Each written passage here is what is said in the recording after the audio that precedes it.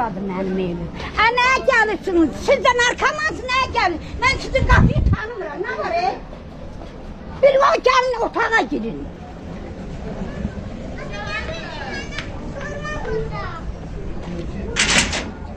Bax, aha, bura mənim kuxunudatam. Bax, aha, kuxunum mənim. Buradan da, burada yoxdur. Bu qapıyı açanda maşın vurdu. Öldü, getdi. Müəllimə öldü, yoxdur. Bu bir. İkinci, burada obadır. Buradan gəlib ki, gecə saat 4-ə, 5-dir, 4-dür, 3-dür, 2-dir, 1-dir, bizə yatmaq yoxdur. Hər mundar söz çıxar ağızdan, hər mundar söz. Adam baxanda əti tökülür. Yəni tərbiyəsiz bu dərəcədə nə olar?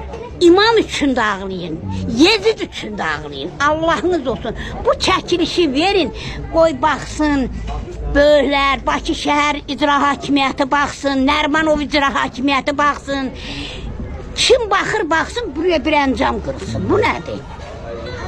Bu yaşamaqdır. Müəlliməsiz siz? Müəllimlikdən çıxım, mən nə müəllimə? Müəllim yox, müəllim sayım var. Bir yerdə ki de, ala sen kimle, ne danışırsan, ala ben neyim? Aha, budur. Birine bir söz bilmirsən, birine bir mundar sözler, pis. Böyüksüz yoxdur. Yox. Oğul atıyı, kız anıyı tanımır. Bax, mən sizə deyirəm. Əgər bu çəkiliş düzdürsə, gəlib vermək, ekranda işıqlandırmaq istəyirsinizsə, bu millətə, bu uşaqlara əncam çəkmək istəyirsinizsə də, o da sizin vicdanınıza bıraxırıq. Neyinirsiniz eləyin?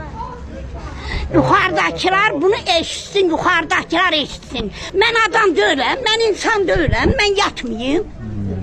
Yox, biz yaşamayaq. Desin ne yer, mən gedim səfirliyə, başqa ülkəni vətəndaşı olum. Bu qədər bezmişsiniz, narkomanlarla. Allaha and olsun, qaçmaq istəyir. Evimi alan yoxdur, alan olsa qov qaçacam. Getdim, pul da verən yoxdur. Gör nə həddə çatıb ki, yazıq arvad. Abi olmaz axı, olmaz. Gəlinim var, kızım var, oğlum var, uşağım var. Oğlum da onlara qoşulur. Çağırdı sabah, bu sabah getdi. Qabağını mən ala bilərəm. İndi gör maşın hardan gəlir, bax. Ha? Sözümü dedim də sözümü. Getdim, yaxşı, sağ ol. Sağ ol ana, sağ ol. Sağ ol. Sağ ol ana.